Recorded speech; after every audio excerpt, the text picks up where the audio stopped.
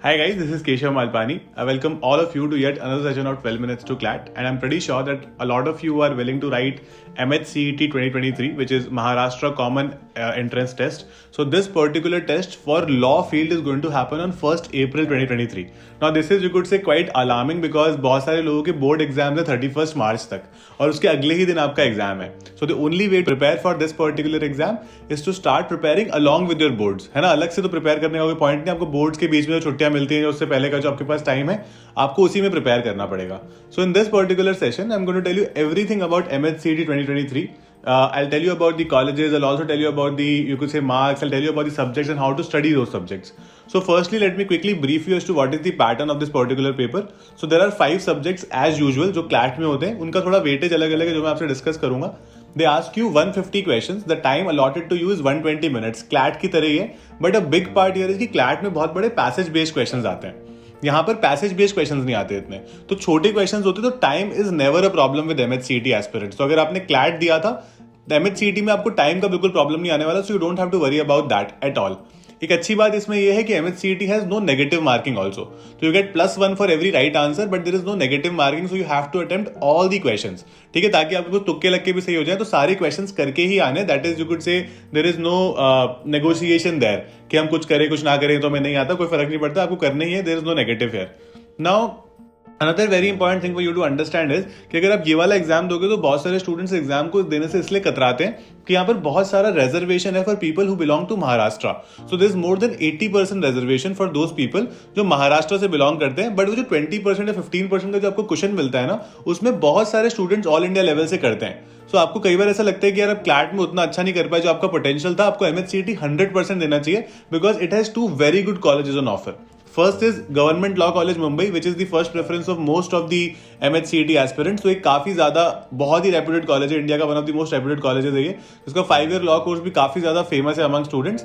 And then there is ILS Pune. तो ILS Pune is also quite reputed, जहां पर आप डेफिनेटली MHCET के थ्रू जा सकते हो. सो ये 2 कॉलेजेस आप कंसिडर कर सकते हो. You could say you can even consider these colleges over tier 3 NLUs. तो काफी ज्यादा इंपॉर्टेंट रहेगा आपके लिए ये पर्टिकुलर एग्जाम, जो आप श्योरली इसको दे सकते हो. Now another very important thing for us to understand कि हम पढ़े कैसे इसके बारे में अब, क्योंकि काफी कम टाइम बचा है, हमारे बोर्ड एग्जाम्स भी हैं कुछ लोगों के बीच में. तो how do we go about it? See what you can do here is, MHCET में कुछ चीजें अलग करनी होती है जो आपने पहले क्लैट में नहीं की थी. तो उसका जो लॉजिकल रीजनिंग सेक्शन है ना, वो 40 मार्क्स का आता है. And logical reasoning includes both analytical reasoning as well as critical reasoning.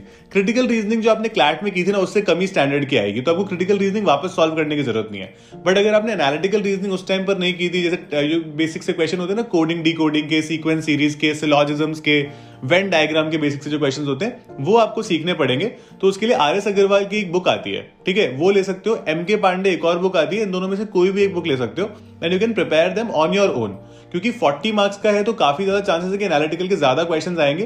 तो आप छोड़कर मत जाना, क्योंकि MHCET की कट ऑफ जनरली देखी गई कि थोड़ी सी ज्यादा होती है. मतलब कट ऑफ, क्योंकि पेपर कंपैरेटिवली इजी आता है, तो उससे कट ऑफ काफी बढ़ जाती है. तो फॉर जनरल कैंडिडेट जो बाहर के स्टेट्स के हैं पर्टिकुलरली और आउटसाइड महाराष्ट्र, तो make sure that you guys do these questions really properly. Now जो सेकंड इसका सब्जेक्ट मैं आपको बताता हूँ, लीगल रीजनिंग, जिसका सेम वेटेज है 40 मार्क्स का. अब लीगल रीजनिंग इसमें कैसे आते हैं, जो लास्ट ईयर का पेपर अगर आप देखोगे, ऑल्दो वो अवेलेबल नहीं है, so I asked a lot of students की लास्ट ईयर के पेपर में क्या क्या आया था. तो उन्होंने मेरे को 2 बहुत इंपॉर्टेंट बातें बताई. उन्होंने मुझे ये बताया कि जो पुराना क्लैट का पैटर्न था ना, जो principle fact based, mostly questions वैसे ही आते हैं, बट कुछ क्वेश्चंस बिना प्रिंसिपल के भी आते हैं. तो इसका मतलब है कि आपको जो बेसिक लॉज की नॉलेज है ना, जैसे कॉन्स्टिट्यूशन की, टॉर्ट्स की, बेसिक क्रिमिनल लॉ जो हम लोग क्लास में करते हैं ना, बेसिक कॉन्ट्रैक्ट वगैरह जो हम क्लास में करते हैं, वो काफी रहेगा इसके लिए.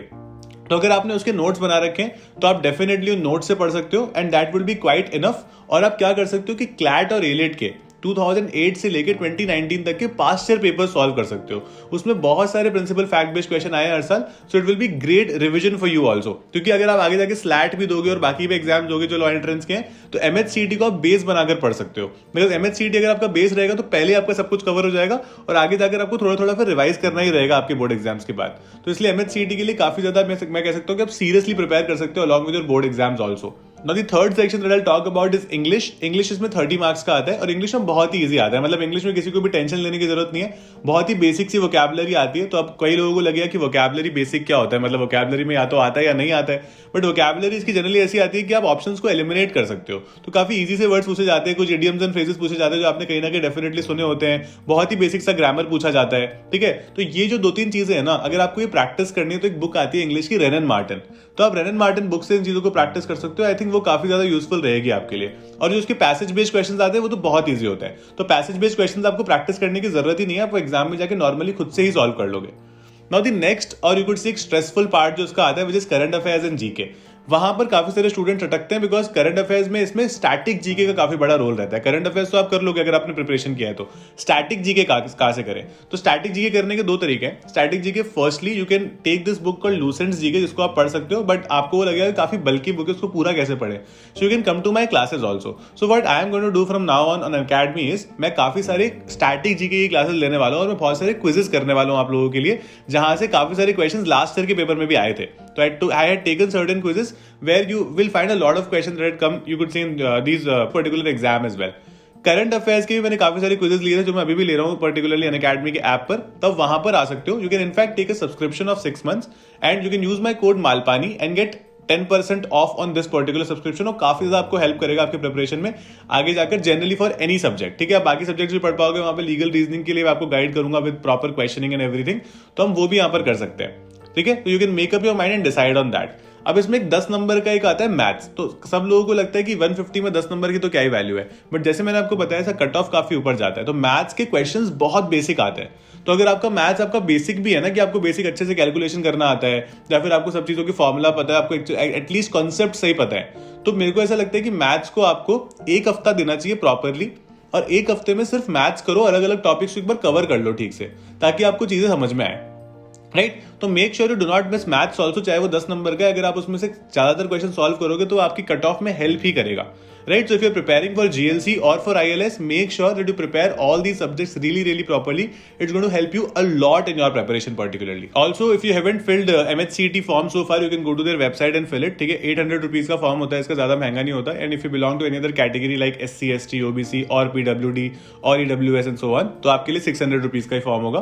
सो you can go fill it very quickly. मैंने उसका भी आपको लिंक यहाँ पर डिस्क्रिप्शन में दे दिया, तो आप फॉर्म भर सकते हो. उसके अलावा अगर आपको मेरी क्लासेस में आना है तो उसके लिए भी आपको लिंक डिस्क्रिप्शन में दे दिया गया है. All the best guys, do well. If you have any doubt with respect to anything that I told you right now, feel free to mention in the comment box. I'll be very happy to take it from there and answer it for you guys. That's it. Thank you so much. Keep smiling.